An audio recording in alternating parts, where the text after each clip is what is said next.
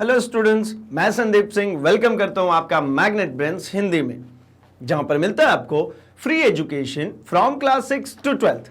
मतलब यहां पे कुछ चैप्टर्स देखने के बाद आपको किसी भी तरीके का गोल्ड सब्सक्रिप्शन या प्रीमियम सब्सक्रिप्शन लेने की बिल्कुल भी जरूरत नहीं पड़ती, क्योंकि हम आपके लिए लेकर आते हैं क्वालिटी कंटेंट्स एक्सपीरियंस टीचर्स के साथ, वो भी फ्री ऑफ कॉस्ट। तो जैसा कि हम मिला करते हैं हमारे फिजिक्स सब्जेक्ट के साथ, जो हमारे विज्ञान का ही एक हिस्सा है, और हम आज चर्चा कर रहे हैं हमारे चैप्टर नंबर 13 की विद्युत धारा के चुंबकीय प्रभाव की। तो हम ऑलरेडी इसमें देख चुके हैं हमारे चुंबक के बारे में कि भाई चुंबक एक्चुअली होता क्या है। तो हमने ये देखा कि चुंबक एक स्पेशल टाइप का सब्सटेंस था जो कि किसी दूसरे चुंबक को आकर्षित या प्रतिकर्षित कर सकता था। अगर उस चुंबक को फ्रीली लटका दें तो वह हमेशा साउथ और नॉर्थ में ही रुकता था। और एक चीज समझ में आई कि वो जो लोहा होता है उसको आकर्षित कर सकता है। फिर बारी आई कि ये चैप्टर तो कह रहा था भी विद्युत धारा के चुंबकीय प्रभाव। तो विद्युत धारा का क्या रोल है? तो हमने ये समझा कि जब विद्युत धारा किसी भी धारावाही से प्रवाहित की जाती है तो उसके चारों तरफ चुंबकीय क्षेत्र उत्पन्न हो जाता है। तो आज के सेशन में हम इसी की चर्चा करने वाले हैं, धारावाही चालक के चारों ओर चुंबकीय क्षेत्र। उसी के लिए दो नियम थे जिन्होंने यह बताया, इन दोनों नियमों के जरिए, भाई दक्षिण हस्त अंगुष्ठ नियम और मैक्सवेल के कॉर्क स्क्रू का नियम। इससे यह पता चला कि विद्युत धारा की दिशा किधर होगी तो चुंबकीय क्षेत्र किस दिशा में होगा, यानी चुंबकीय बल किस दिशा में होगा। चूंकि हमें पता है कि चुंबकीय बल, ये बल जो है ना, ये एक सदिश राशि है, और सदिश राशि जिसमें दिशा इंपॉर्टेंट होगी, दिशा इंपॉर्टेंट होगी। इसका मतलब क्या हो जाता है भाई कि यहां पर हमें यह बहुत ज्यादा जरूरी है पता करना कि विद्युत धारा किस दिशा में भेजेंगे तो चुंबकीय क्षेत्र की दिशा क्या होगी। उसी को इन दोनों जगहों से एक्सप्लेन किया जाएगा। तो चलिए सबसे पहले तो देख लेते हैं कि एक धारावाही चालक हो, एक करंट कैरिंग कंडक्टर हो, तो उसके अराउंड जो मैग्नेटिक फील्ड जनरेट हो रही है वो किस प्रकार से होगी। तो स्टार्ट कर लेते हैं हम इसे। धारावाही चालक के चारों ओर चुंबकीय क्षेत्र, ठीक है। अब कैसे होगा तो चलिए देखते हैं हम फटाफट। एक धातु चालक से होकर गुजरने वाली विद्युत धारा इसके चारों ओर चुंबकीय क्षेत्र बनाता है। जैसे एक ये चालक है, अगर इसमें करंट देखिए ऊपर की तरफ अगर ये फ्लो हो रही है तो इसके चारों तरफ चुंबकीय क्षेत्र उत्पन्न होगा भाई, ठीक है। चारों तरफ क्या उत्पन्न होना शुरू हो जाएगा? चुंबकीय क्षेत्र उत्पन्न होगा। मतलब जब करंट पास होती है, यानी आवेशों का जब सतत प्रवाह होगा किसी भी कंडक्टर से, किसी चालक से जब आवेशों का सतत प्रवाह होगा तो उन आवेशों के सतत प्रवाह के कारण उनके पास एक स्पेशल गुण है जिसके कारण वो धारावाही के चारों तरफ चुंबकीय क्षेत्र उत्पन्न कर देते हैं, ठीक है। ये इसकी बेसिक प्रॉपर्टी है। जिस प्रकार से हमने ये देखा था कि हमेशा आवेश प्रवाहित होने के विपरीत दिशा में धारा प्रवाहित होगी, उसी प्रकार यह भी एक गुण है कि अगर किसी चालक से विद्युत धारा प्रवाहित होगी तो उस चालक के परितः, उस चालक के चारों तरफ चुंबकीय गुण उत्पन्न होना शुरू हो जाएगा। मतलब वो चालक एक चुंबक बन जाएगा। कब तक? जब तक उसमें धारा प्रवाहित हो रही है। धारा प्रवाह बंद, चुंबकीय गुण खत्म, ठीक है। चलिए आगे देखते हैं। जब एक धारावाही चालक को दिक्सूचक सुई के पास और उसके सुई के समांतर ले जाते हैं तो विद्युत धारा की बहाव की दिशा दिक्सूचक के विचलन की दिशा को रिवर्स कर देती है, जो कि विपरीत दिशा में होता है। वे रिवर्स कर देती है। इसके लिए क्या था? तो इसके लिए जरा देखते हैं हम। आर्किमिडीज ने एक यहां पर एक प्रयोग किया और उसी प्रयोग के आधार पे जो हमने अभी पॉइंट देखा उसको समझते हैं। तो उन्होंने क्या प्रयोग किया? तो उन्होंने एक ऐसा टेबल ले लिया। क्या किया इन्होंने? एक लिए ये टेबल, ये हो गई भाई हमारी एक टेबल, और इस टेबल पे उन्होंने एक वायर, ठीक है, ये देखिए एक वायर बिल्कुल ये ऊपर नीचे, ये हो गई। इसी सिद्ध में ये टेबल के ऊपर इस तरीके से एक वायर ले आए, ये हो गई एक वायर, ठीक है। और इस वायर में विद्युत धारा इन्होंने प्रवाहित कर दी।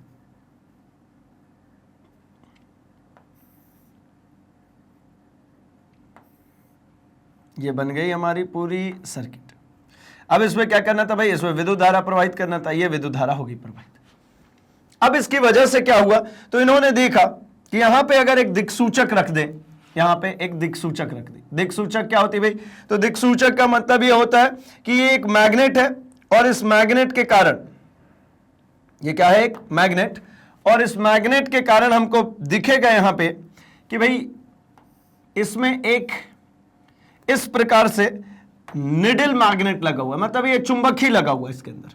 मैं दो अलग अलग कलर्स में इसलिए बना दे रहा हूं ताकि ये समझ में आ जाए कि एक साउथ पोल है और एक नॉर्थ पोल है। ये इस तरीके से एक मैग्नेट यहां पे रखा होता है। अब क्या होता है कि यहां पे एक स्विच और लगा देते भाई, यहां पे एक स्विच लगाते हैं, तो बना लेते भाई ये स्विच, ये हो गई हमारी एक स्विच, ठीक है। अब क्या होता है, जैसे इस स्विच को मैं क्लोज करता हूं, ये जो निडल है ये डिफ्लेक्ट हो जाएगी, ये निडल क्या हो जाएगी, डिफ्लेक्ट हो जाएगी। तो डिफ्लेक्शन इस बात का सबूत है कि जैसे स्विच क्लोज हुआ, इसमें करंट बहने शुरू हुई, तो भैया इस निडल के पास में रखा हुआ वायर भी मैग्नेट के तरीके से बिहेव करने लगा, जिसके कारण ये निडल डिफ्लेक्ट हो रही है। और जैसे ही फिर से वापस यहां स्विच ऑफ किया, मतलब इस स्विच को जैसे बंद किया, ये वापस निडल अपनी जगह पे। तो ये इस बात का शो कर रहा है, इस बात को बता रहा है, ठीक है, कि भाई इसके चारों तरफ जो है वो एक चुंबकीय क्षेत्र उत्पन्न हो रहा है। और अगर मैं इसको थोड़ी देर के लिए इस निडल को हटाऊं और मैं यहां पे चुंबकीय क्षेत्र की जब मैं बात करता हूं, तो यहां पे जो चुंबकीय क्षेत्र देखने को मिलेगा वो कुछ इस प्रकार से वलयों में देखने को मिल सकता है, ठीक है, कुछ रिंग्स के रूप में इस तरीके से हमको देखने को मिलेगा भाई, ठीक है। कुछ संकेंद्री रिंग्स बनेगी यहां पे, ठीक, और अगर ले लें तो और एक वृत्त और बन गई, और अगर बात करें तो और वृत्त बन गई। अब ये वृत्त जो बन रहा है ये किसको बता रहा है भाई, यही बता रहे हैं हमें यहाँ पे चुंबकीय क्षेत्र को। ये जो बता रहे हैं ये किसको बता रहे हैं, ये चुंबकीय क्षेत्र को बता रहे हैं, ठीक है। तो मतलब ऑस्टेड ने ये प्रयोग किया और इस प्रयोग के आधार पर यह बता दिया कि अगर कोई करंट कैरिंग कंडक्टर होगा तो उसके चारों तरफ चुंबकीय क्षेत्र उत्पन्न होगा। अब बारी इस बात की थी कि दिशा पता करनी थी, ठीक है। तो थोड़ी सी जरा और चर्चा करते हैं, फिर इसके बाद हम वहां तक भी पहुंचेंगे कि फिर दिशा किस प्रकार से पता की गई। क्या ऐसा करेंगे कि हमको यहां से दिशा भी मिलेगी, मुझे इसकी तीव्रता भी चाहिए। मुझे तो यहां से सिर्फ और सिर्फ इस बात का सबूत मिला है कि एक धारावाही, क्या पता चला यहां से मुझे पता चला है कि धारावाही चालक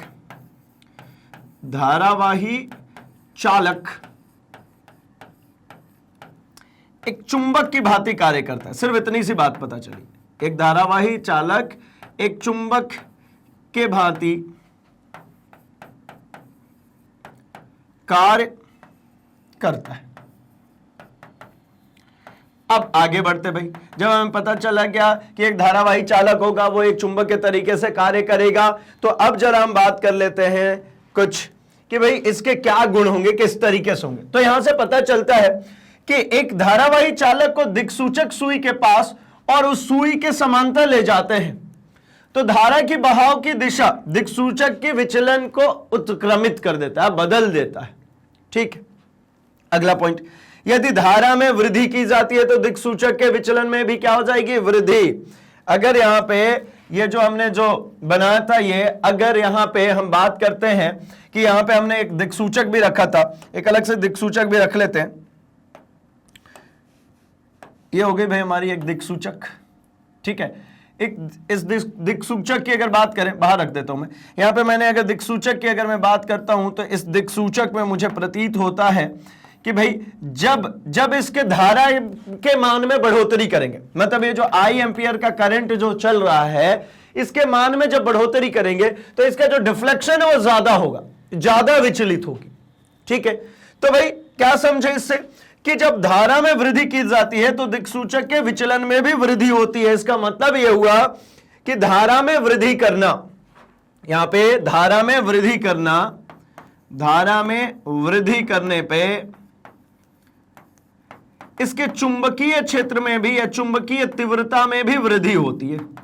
चुंबकीय तीव्रता में क्या हो गई, तो चुंबकीय तीव्रता में भी वृद्धि होगी, इसमें भी क्या हो जाएगी, वृद्धि हो जाएगी, चुंबकीय तीव्रता भी बढ़ जाएगी, तभी तो इसका डिफ्लेक्शन ज्यादा होगा, ज्यादा विचलित होगी। और कम करेंगे तो चुंबकीय डिफ्लेक्शन जो हो रहा था वो कम होगा, मतलब चुंबकीय तीव्रता में कमी आएगी। आगे बात कर लेते हैं जरा। अगला पॉइंट है, जब हम एक कंपास दिक्सूचक को धारावाही चालक से दूर ले जाते हैं तो सुई का विचलन कम हो जाता है।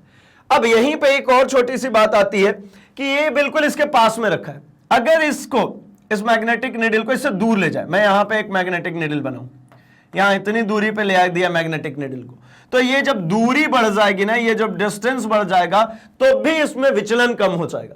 मतलब इसका विचलन दो बातों पे निर्भर कर रहा है। एक तो निर्भर कर रहा है किसमें भाई, धारा के वृद्धि पे। एक किसमें निर्भर कर रहा है, धारा के वृद्धि में, धारा में होने वाले वृद्धि में। और दूसरी चीज किसमें निर्भर कर रहा है भाई, तो दूसरी चीज निर्भर कर रही है दूरी पर। अगर हमने तार और जो दिक्सूचक है इसके बीच की दूरी अगर बढ़ा दी तो भी इसका विचलन कम हो जाता है। मतलब एक बात समझ में आती है कि जैसे जैसे ये जो संकेंद्रीय वृत्त है, इन वृत्त की त्रिज्या बढ़ती जाएगी, वैसे वैसे ये बल कमजोर होता जाएगा और पास आते जाएंगे तो वो बल मजबूत होता जाएगा। सिंपली यही इतनी सी बात समझ में आई ना। इसमें विचलन का कम होने का क्या तात्पर्य है भाई, विचलन का कम होने से तात्पर्य यह है कि वहां चुंबकीय क्षेत्र की तीव्रता कम हो गई, और अगर विचलन ज्यादा हो रही है मतलब चुंबकीय क्षेत्र की तीव्रता ज्यादा है। तो जैसे जैसे इसको दूर ले जाएंगे चुंबकीय क्षेत्र की तीव्रता क्या होती जाएगी, कम होती चली जाएगी, इसीलिए इसमें विचलन भी कम होता चला जाएगा भाई। चलिए और आगे बढ़ते हैं हम जरा।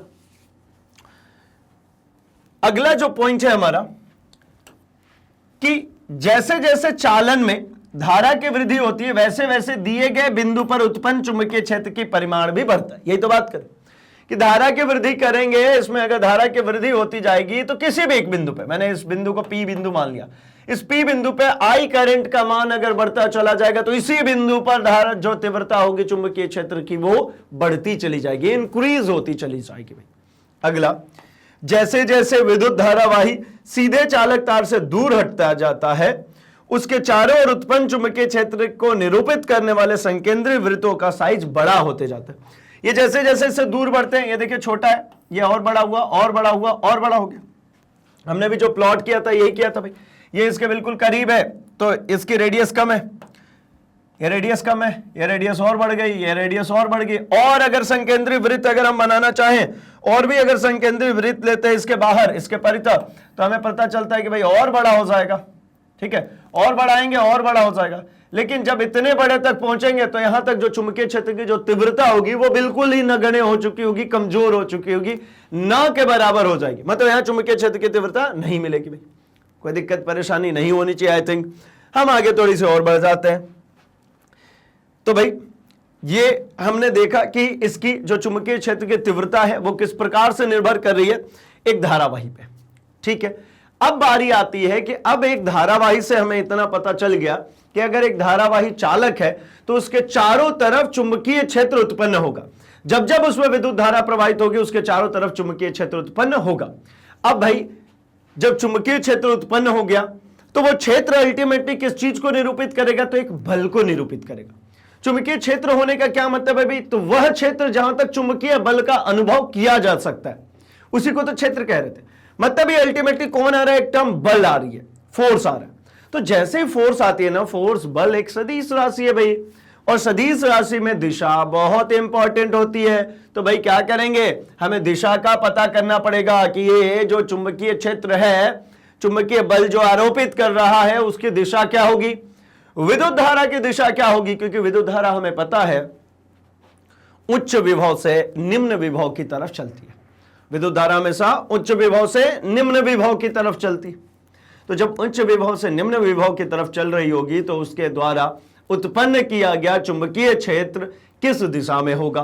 तो चलिए देखते हैं एक बार। तो किसी धातु के चालक में विद्युत धारा प्रवाहित करने पर उसके चारों ओर एक चुंबकीय क्षेत्र उत्पन्न हो जाता है जिसे संकेंद्रीय वृत्तों से प्रदर्शित करते हैं, है ना। जो हमने ये संकेंद्रीय वृत्तों से प्रदर्शित किया था, ये क्या था, चुंबकीय क्षेत्र की दिशा, चुंबकीय क्षेत्र बेसिकली। इसको ज्ञात करने हेतु निम्नलिखित नियम का प्रयोग करते हैं। एक तो दक्षिण हस्त स्क्रू नियम, दक्षिण हाथ का अंगुष्ठ नियम और मैक्सवेल का कॉर्क स्क्रू नियम। ये दो नियम है जिससे पता करना आसान हो जाता है। देखिए क्या होता है ना, जैसे कोई नियम आया तो हम क्या करते हैं, शॉर्टकट्स बनाते हैं ना, याद करने का तरीका बनाते हैं। तो ये दोनों नियम भी उसी के लिए यूटिलाइज हुए। क्या है भाई, एक तरीके से कह सकते हैं कि ये एक तरीका है जिससे कि आप याद रख सकेंगे कि चुंबकीय क्षेत्र की दिशा क्या होगी और विद्युत धारा की क्या दिशा होगी। तो चलिए एक एक करके जरा इन दोनों ही नियमों को देख लेते हैं, दक्षिण हस्त अंगुष्ठ नियम और मैक्सवेल का कॉर्कस्क्रू। तो सबसे पहले देखते हैं दक्षिण हस्त अंगुष्ठ नियम। दक्षिण हस्त अंगुष्ठ नियम का मतलब क्या है भाई, ये है राइट हैंड थंब रूल। क्या है ये, right hand thumb rule. Right hand thumb rule, इससे क्या पता चलता है कि ये जो है दाहिने हाथ के अंगूठे का नियम। ये क्या है, दाहिने हाथ के अंगूठे का नियम। तो हम देखेंगे, जरा हम समझते हैं सबसे पहले, अगर ये हमारा दाहिना हाथ है, ऑब्वियसली है, अगर क्या दाहिना हाथ ही है, इसमें ये क्या है भाई, अंगूठा। अगर ये अंगूठा आपको बताता है विद्युत धारा की दिशा को, तो इस अंगूठे को क्या कर सकते हैं, ऐसा मोड़ सकते हैं। अंगूठा ऊपर है तो ये बची हुई उंगलियों को क्या कर सकते हैं, ऐसा मोड़ सकते हैं भाई। तो अगर अंगूठा विद्युत धारा की दिशा को बताता है तो उंगलियों का घुमाव, जो उंगलियां घूम रही हैं, इन उंगलियों का घुमाव बता रहा है वहां पे विद्युत क्षेत्र की दिशा को, या चुंबकीय क्षेत्र की दिशा को, सॉरी चुंबकीय क्षेत्र की दिशा को। यह विद्युत धारा की दिशा को अंगूठा, तो उंगलियां चुंबकीय क्षेत्र की दिशा को। तो अंगूठा अगर बताता है विद्युत धारा की दिशा को, तो उंगलियां बता रही है चुंबकीय क्षेत्र की दिशा को। अब इससे आसान क्या हुआ, तो एक बात समझिए, अगर करंट की डायरेक्शन ऊपर की तरफ, लगा दीजिए अंगूठा, ये घूम गई उंगलियां। तो अगर करंट ऊपर की तरफ है तो ये फिंगर्स कैसी दिख रही है भाई, ये दिख रही है एंटी क्लॉकवाइज, घड़ी के दिशा के विपरीत, वामावर्त दिशा में, अपोजिट डायरेक्शन में। वहीं अगर ये करंट की दिशा नीचे, तो अंगूठा नीचे कर दीजिए, अब घुमाइए उंगलियां, तो अब कैसे दिख रही है, क्लॉकवाइज, घड़ी की दिशा के अनुदिश। अब कोई कहता नहीं यार ये ऊपर नीचे नहीं, मैं तो इधर की साइड में भेजूंगा करंट, तो करंट इधर भेजिए, ये रखिए तम, अब इसको घुमाइए। तो अगर करंट इधर के साइड चलेगा तो यहां पे ये क्लॉकवाइज डायरेक्शन में क्या चल रही है, क्लॉकवाइज डायरेक्शन में चल रही है हमारी चुंबकीय क्षेत्र की तीव्रता, चुंबकीय बल।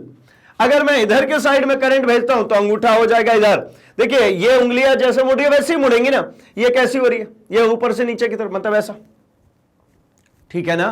तो इससे समझ में आता है कि कहीं पर भी धारा जा रही हो, आप उस तार में धारा की जो दिशा है उधर रख दीजिए अपना अंगूठा। जो उंगलियों का घुमाव होगा आपका, वो उंगलियों का घुमाव आपको बताएगा कि भाई जो चुंबकीय क्षेत्र की जो दिशा है वो किधर है। अब कहीं पर मान लीजिए ऐसा इंक्लाइंड आ रहा है, तो क्या करेंगे, ये इंक्लाइंड रख दीजिए भाई, ये घूमेगी ना उंगलियां। अब इन उंगलियों का ऐसा तो घुमा नहीं सकते ना भाई, आपको नहीं ऐसा घूम जाएगी भाई, नहीं घूमेंगी, टूट जाएंगी। उंगलियों का घुमाव जो नेचुरल घुमाव है उसी की बात करते हैं। तो दाहिने हाथ के अंगूठे के नियम से आपको समझ में आ गया होगा कि भाई ये अंगूठे का नियम क्यों कहते हैं और क्यों यूटिलाइज करना इस तरीके से, क्योंकि हर जगह जहां भी करंट पास हो रहा होगा तुरंत अंगूठा तो अपने साथ ही ले चलेंगे ना भैया, हाथ तो मेरे साथ ही रहेगा ना, ऐसा थोड़ी हाथ घर पे छोड़ के आएंगे। तो यह आसान होता है, इजीली समझ में आ जाता है। तो चलिए समझते हैं एक बार। कल्पना कीजिए कि आप अपने दाहिने हाथ में विद्युत धारावाही चालक को इस प्रकार पकड़े हुए हैं कि आपका अंगूठा विद्युत धारा की दिशा को संकेत करता है। ये देखिए इन्होंने पकड़ रखा है, ये तार है, इसमें विद्युत धारा किधर आ रही है, नीचे की तरफ। इन्होंने इसको पकड़ लिया, कैसा, ऐसा, ये तार है भाई, ये धारा नीचे आ रही है, ये ऐसा इन्होंने पकड़ लिया। अब इन्हें पकड़ लिया तो जो उंगलियों का घुमाव है वो देखिए ऐसा हो रहा है। अब तो आपकी उंगलियां चालक के चारों ओर चुंबकीय क्षेत्र की क्षेत्र रेखाओं की दिशा में लिपटी होंगी। कहने का मतलब क्या हो गया कि अगर ये धारा की दिशा में अंगूठा हो गया तो ये उंगलियां जो है ये चुंबकीय क्षेत्र की दिशा में लिपटी होंगी, मतलब चुंबकीय क्षेत्र की दिशा को इंडिकेट करेगी। इस नियम को दक्षिण हस्त अंगुष्ठ नियम कहते हैं। इसी को दाहिने हाथ के अंगूठे का नियम कहते हैं। सिंपल है, कितना तो आसान है भाई। दाहिने हाथ के अंगूठे का नियम मतलब अंगूठा विद्युत धारा की दिशा को, उंगलियां चुंबकीय क्षेत्र की दिशा को। दो लाइन, धारा अगर अंगूठा जो है वो धारा की दिशा को, तो उंगलियां चुंबकीय क्षेत्र की दिशा को निरूपित करती है भाई। आसान है, बहुत ही आसान है, ठीक है। इसको कहीं पर भी अप्लाई किया जा सकता है भाई। ये जैसे आपको दिख रहा है नीचे की तरफ, ऊपर की तरफ, दाहिने दाएं बाएं, कहीं भी किसी एंगल पे आपको जैसे उपयोग करना है इसको उपयोग कर सकते हैं। आसान था। अब जरा हम बात कर लेते हैं मैक्सवेल का कॉर्कस्क्रू नियम। कॉर्कस्क्रू नियम का मतलब क्या है भाई, तो आपने देखा होगा ना, ये जो स्क्रू जो होती है, स्क्रू कैसा बना होता है भाई, आपने स्क्रू देखा है, इस तरीके से स्ट्रक्चर्ड होता है, ऐसा होता है भाई स्क्रू, यहां पे इस तरीके से इस तरीके से इस तरीके से बने होते हैं पॉइंटर्स। अब इस स्क्रू में आप सभी ने, मैक्सिमम लोगों ने बेसिकली स्क्रू ड्राइवर तो चलाया ही होगा। अब स्क्रू ड्राइवर आपने चलाया है तो आप समझते हैं कि स्क्रू ड्राइवर से कैसा क्या चलता है। तो देखिए, ये मान लीजिए स्क्रू ड्राइवर हो गया, ये इसका पिट है ना, जो पीछे का हिस्सा जहां पे स्क्रू ड्राइवर फंसेगा। अब क्या करते हैं भाई, ऐसा ही तो घुमाते हैं। देखिए ये हो गया, ये हमने ऐसा स्क्रू ड्राइवर रखा, ऐसा घुमाया, तो ये क्या होगा, जब मैं ऐसा घुमा रहा हूं, देखिए क्लॉकवाइज में घुमा रहा हूं, तो ये क्या हो रहा है, ये आगे की तरफ बढ़ रही है, स्क्रू इनसाइड जा रही है। और जब मैं इसको एंटी क्लॉकवाइज घुमाना शुरू कर दूंगा तो स्क्रू क्या हो रही है, खुल रही है। समझ में आ रहा होगा आई थिंक। जब मैं इसको क्लॉकवाइज घुमा रहा हूं अपने हाथ को, ये देखिए उंगलियों का जो दिशा है ये घुमाओ, ये चल रहा है, क्लॉकवाइज चल रहा है। अगर ये क्लॉकवाइज चल रहा है तो ये क्या हो रहा है भाई, ये स्क्रू इनसाइड जा रही है। और जब मैं इसको ऐसा घुमा रहा हूं तो स्क्रू कैसा आ रहा है, आउटसाइड आ रही है। तो यहां से बस एक बात समझ में आती है, वो ये कि कॉर्क स्क्रू नियम भी इसी बात को इंडिकेट कर रहे हैं कि अगर धारा की दिशा अगर स्क्रू बता रहा है, स्क्रू की दिशा और धारा की दिशा सेम है, तो जो स्क्रू का घुमाव है, जो स्क्रू घूम रहा है, ठीक है ना, यहां पे देखिए ये स्क्रू कैसा घूम रहा है भाई, ये क्लॉकवाइज घूमेगा, तो ये स्क्रू किधर जाएगा, अंदर की तरफ जाएगा। तो ये जो स्क्रू की दिशा है वो धारा की दिशा को बताता है, स्क्रू के गमन करने की दिशा धारा की दिशा को। तो स्क्रू का जो घुमाव है वो किसको बताएगा भाई, तो स्क्रू का जो घुमाव है वो बताएगा चुंबकीय क्षेत्र की दिशा को। एक छोटी सी बात और, जब ये स्क्रू अंदर जा रहा होगा तो ऐसा देखिए आपको क्या दिखेगा, इसका पिट ही दिखेगा ना आपको। जब स्क्रू अंदर जा रहा होगा तो कैसा दिख रहा होगा आपको, स्क्रू का ये पिछला हिस्सा दिख रहा होगा, ठीक है। और जब स्क्रू बाहर आ रहा होगा तो बाहर आने का मतलब ये समझिए, मान लीजिए मैं स्क्रू को इधर अंदर कर रहा हूं, ऐसा कर रहा हूं, तो आप इधर साइड में, तो मुझे ये क्या दिखेगा भाई, ये ऐसा कर रहा हूं तो मुझे इसका पॉइंटर, ये देखिए, ये अगर आपके साइड में ये पॉइंट आ गया तो ये किधर आ रहा है भाई, ये स्क्रू आपके तरफ आ रहा है और इसका क्या दिख रहा है, डॉट। और जब यही स्क्रू आपके ही साइड से, जब यही स्क्रू अंदर के साइड जा रहा है तो आपको क्या दिख रहा है, इसका पीठ। तो मतलब जब अंदर की तरफ जाएगा तो डॉट, और जब बाहर की तरफ हमको निरूपित करनी है फील्ड लाइंस को तो किस चीज से शो करता है, डॉट से। कहीं पे अगर क्रॉस क्रॉस क्रॉस लगा हो, ये क्रॉस जो लगा है ये बता रहा है अंदर की तरफ,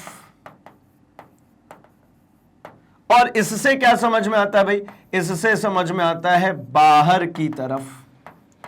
अंदर की तरफ और बाहर की तरफ क्या भाई, तो ये दोनों ही बता रही है उसी क्षेत्र रेखाओं की दिशा को, क्षेत्र रेखाओं की दिशा को बता रही है कि क्षेत्र रेखाओं की दिशा। अगर यहां पे देखिए, जब स्क्रू ऐसा घूम रहा है, ऐसा अंदर की तरफ, तो ये इनसाइड जा रही है, P1 पॉइंट जो है ये इनसाइड जा रही है इधर फील्ड लाइन, और P2 पॉइंट पे क्या हो रही है, आउटसाइड आ रही है। अब देखिए ये ऐसा घूम रहा है ना क्लॉकवाइज घूमेगा तो क्या होगा, ये अंदर और ये बाहर। बाहर आएगा तो किस चीज से निरूपित करते हैं, डॉट। अंदर जाएगा तो किस चीज से निरूपित करते हैं, क्रॉस। सिंपल भाई। तो मतलब ये कैसे याद कैसे रखेंगे, तो ऐसे याद रखेंगे कि भाई जब स्क्रू अंदर जा रहा होता है ना तो मुझे स्क्रू का क्या दिखता है, मुझे इस स्क्रू का दिखता है ये पिछला हिस्सा। जब स्क्रू अंदर जा रहा होता है तो मुझे क्या दिखता है, स्क्रू का पिछला हिस्सा। स्क्रू का पिछला हिस्सा मतलब यही दिखेगा, क्रॉस। भाई स्क्रू सभी ने देखा होगा ऐसे ही बना होता है, माइनस होता है या क्रॉस होता है, तो ये क्रॉस से डिनोट करता है, ठीक है। मतलब अगर कहीं पे एक फील्ड दे दी जाए आपको, कुछ इस प्रकार से आपको एक फील्ड दे दी जाए, है ना, एक इस तरीके से आपको फील्ड दिया जाए और यहां पे बोला जाए कि इस क्षेत्र में, और यहां पे बना दिया मैंने क्या, सिर्फ ऐसा cross cross cross cross cross cross cross cross. तो इसका मतलब ये कैसा सतह है, ये एक ऐसा सतह है जहां पे जो क्षेत्र रेखाएं हैं, जो बल रेखाएं हैं, कौन सी, चुंबकीय बल रेखा इनसाइड है। चुंबकीय बल रेखा सतह के अंदर की ओर है, अंदर की तरफ है। ये देखिए भाई, ये जो है ना, एक तरीके से कहा जाए तो ये दिशा बताने के ही काम आ रही है, इससे दिशा का पता चल रहा है भाई। अगर यही चीज एक ऐसा सतह दे दिया जाए और यहां पे क्या बना दिया जाए, सिर्फ डॉट्स, ये डॉट्स, डॉट डॉट, ये फिर से डॉट, ये डॉट, ये डॉट, ये डॉट, ये डॉट, तो यहां पे क्या समझेंगे, यहां पर हम समझेंगे कि चुंबकीय, है ना, ये जो था चुंबकीय बल रेखा, यहां पर हमारी चुंबकीय बल रेखा, चुंबकीय बल रेखाएं यहां पर किधर हो जाएंगी, बाहर की तरफ, या पूरा लिखूं मैं तो सतह से बाहर की तरफ है।